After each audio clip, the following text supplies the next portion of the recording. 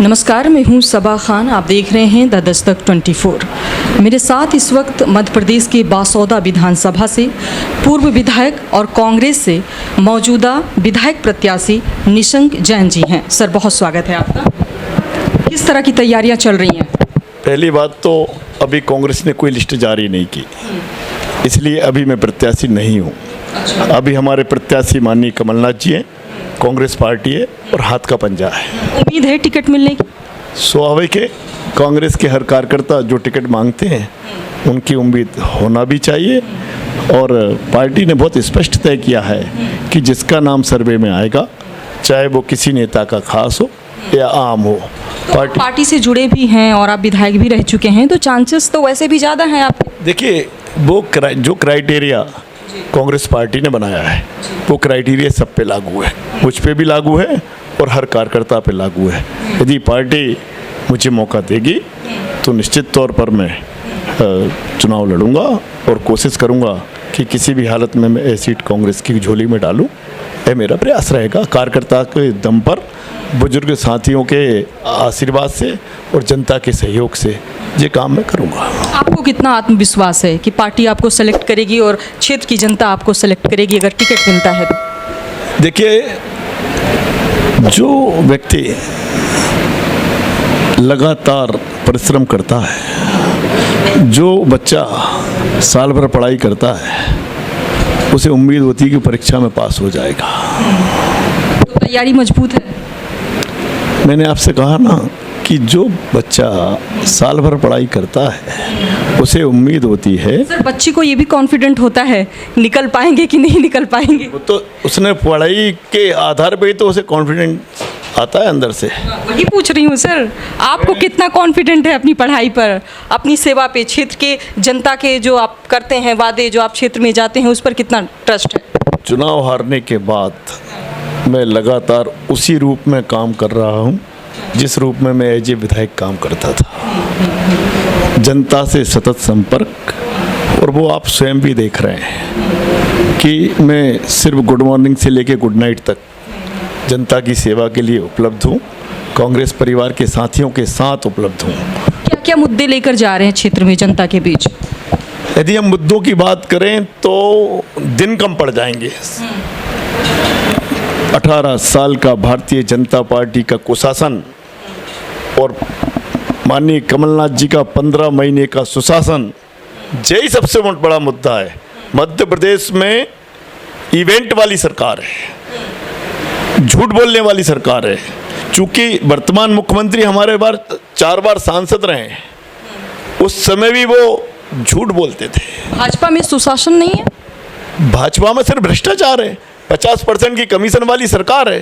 काय का सुशासन? सुशासन है बंदरबाट में। अपराधी थर्रा रहे हैं, अपराधी तो थर्रा रहे हैं। अपराधी थर्रा रहे हैं, इसलिए तो आदिवासी वर्ग के पास पेशाब की जाती है। भ्रष्टाचारी जो है सलाखों के पीछे हैं। भ्रष्टाचारी, बुलडोजर से लोग खौफजदा हैं। देखिए, बुलडोजर से कौन खौफजदा है? बुलडोजर से कौन खौफजदा है कि जिनके मन में भारतीय जनता पार्टी डर पैदा करना चाहती है।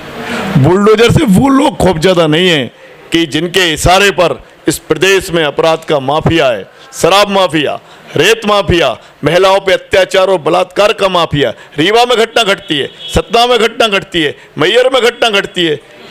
सब भाजपा के नेता क्यों निकलते हैं? तो कह रहे हैं माफियाओं का खात्मा हो गया है।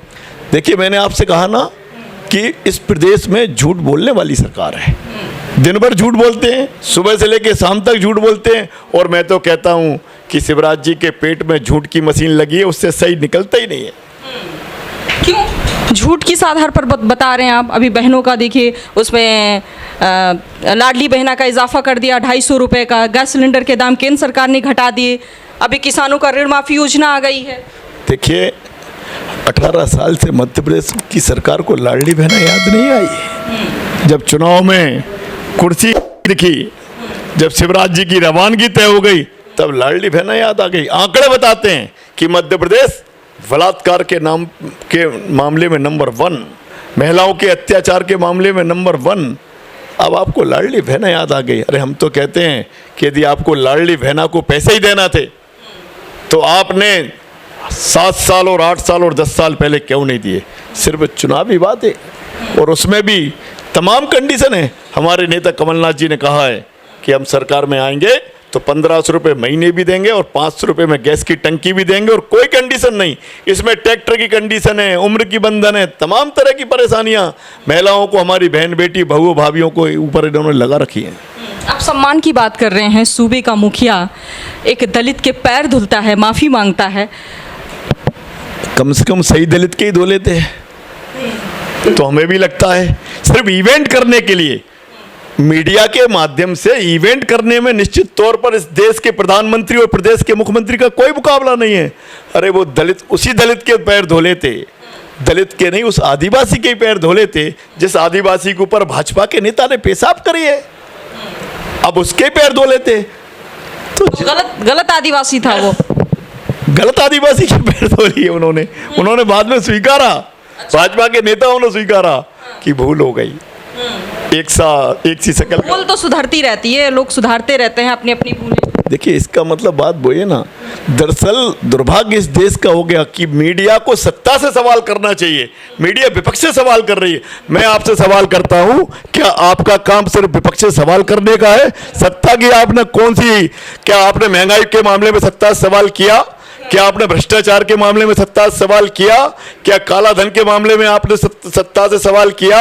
क्या 15 लाख देने की बात करने वाले लोगों से सत्ता का सवाल किया? सवाल से पहले ही वो जवाब दे देते हैं और जनता इंप्रेस होकर उनको सरकार में भी ले आती है। बहन जी, सिवा झूठ और कलाकारी के अलावा इनका कोई काम है नहीं। अब उसमें दुर्भाग्य ये है, सब कुछ तो वो मन की बात में कह देते हैं, फिर सवाल किस बात का? आप देखिए, में आप भी तो जाते हैं, आपको भी बिठाया जाता है। देखिए मन की बात का आप रहसो तो देखिए, ऊपर से लेके कितने नीचे आ रहा है, और किस कदर एडवर्टाइजमेंट के लिए कहां से दबाव डाल के सिर्फ ये कहा जाता कि यार कैसे भी मन की बात को आप दिखाइए। अरे मन की बात तो उनके लोग नहीं सुनना चाहते, बच्चे तक कहने लगे कि पापा ये सफेद दाढ़ी वाले अंकल आएंगे और फिर बोलेंगे टीवी बंद कर दीजिए। ये हालत है, ऐसी हालत हमारे प्रदेश के मुख्यमंत्री की है। ना उनको नौजवान सुनना चाहते, ना किसान सुनना चाहते, क्योंकि 2022 की 31 दिसंबर को पूरे किसान इंतजार कर रहे थे कि घंटा बजेगा जैसे नोटबंदी हुई थी और किसान की आय दुगनी हो जाएगी। आप किस बात की बात कर रहे हैं? चाहे देश के मुद्दों की बात करें, चाहे प्रदेश के मुद्दों की बात करें, निश्चित तौर पर सिवा जुमलेबाजी के अलावा इस सरकार का और इस पार्टी का कोई काम है नहीं। आप महंगाई की बात करोगे, वो कहेंगे देश खतरे में है। आप बेरोजगारी की बात करोगे, धर्म खतरे में है। अरे ना पहले देश खतरे में था, ना आज देश खतरे में है, ना पहले धर्म खतरे में था, ना आज धर्म खतरे में है। तो भाजपा नेताओं की कुर्सी खतरे में है, इसलिए लगातार परेशान है, रातों की नींद हराम हो गई है, लगातार परेशान है। यही बात भारतीय जनता पार्टी पे हर स्तर पे लागू होती है। वो तो कह रहे हैं कि हम बहुमत से सरकार बनाएंगे, चाहे केंद्र हो या आपके यहाँ मध्य प्रदेश हो। देखिए वो तो कर्नाटक में भी बोलते थे, वो तो हिमाचल में भी बोलते थे, वो तो राजस्थान में भी बोलते थे, वो तो छत्तीसगढ़ में भी बोलते थे, वो तो पंजाब में भी बोलते थे, वो तो मध्य प्रदेश में भी बोलते थे। मध्य प्रदेश में खरीदी हुई सरकार है, जनता की सरकार नहीं है। मध्य प्रदेश में तो खरीदी हुई सरकार है, वो तो उनका तो बस नहीं चलता। नहीं तो 230 सीट के लिए वो तो कहते हैं कि हमें 235 सीट जीतेंगे। अब उनके बोलने पे कौन रोक लगा सकता है? बोलने कुछ भी तो हो जाता है। कैसा हुआ, कहाँ हुआ, बताइए ना आप, कहाँ हुआ? कहते हैं सरकार आएगी और आ जाती है। देखिए सरकार आएगी कैसी, उन्होंने मध्य प्रदेश में कैसे सरकार बनाई आप भी जानते हैं। मध्य प्रदेश की जनता ने कांग्रेस को और कमलनाथ जी को बहुमत दिया था, और बाद में क्या हुआ? खरीदी हुई सरकार है, जनता की सरकार नहीं है। इसलिए 50% कमीशन के माध्यम से वो घाटा पूर्ति की जा रही है। ये तो 50% कमीशन वाली सरकार है, इसका जनता से कोई लेना देना नहीं है। मैं तो आपसे पूछता हूँ, अभी 3 दिन पुरानी बात है, मेरे ऑफिस के पास ही मानस भवन है, एक कैंप लगा। वो कैंप काय का था? 3 साल से लेके 18 साल तक के बच्चों के आधार कार्ड, जाति प्रमाण पत्र, इस कदर भीड़ थी। यदि जनता सरकार ने काम किया होता तो गार्जियन अपने बच्चों के जन्म प्रमाण पत्र और आधार कार्ड के लिए इतना संघर्ष नहीं करते। कहीं ना कहीं सरकार ने मूल मुद्दों से जनता का ध्यान हटाया है और सिवा धर्म और देश का डर दिखा के, देश पर खतरे का डर दिखा के लोगों का ध्यान भटकाया है। तो हमारी बातचीत हो रही थी, अभी सर खुद ही कह रहे हैं कि मौजूदा अभी प्रत्याशी नहीं बोल सकते, फिर भी टिकट की उम्मीद है, हमारी शुभकामनाएं हैं कि सर को टिकट मिले और ये अपने वादों इरादों पर खरे उतरें। फिलहाल मैं दूसरी जगह से किसी दूसरी शख्सियत के साथ मिलूंगी आपसे। आप देखते रहें द दस्तक 24।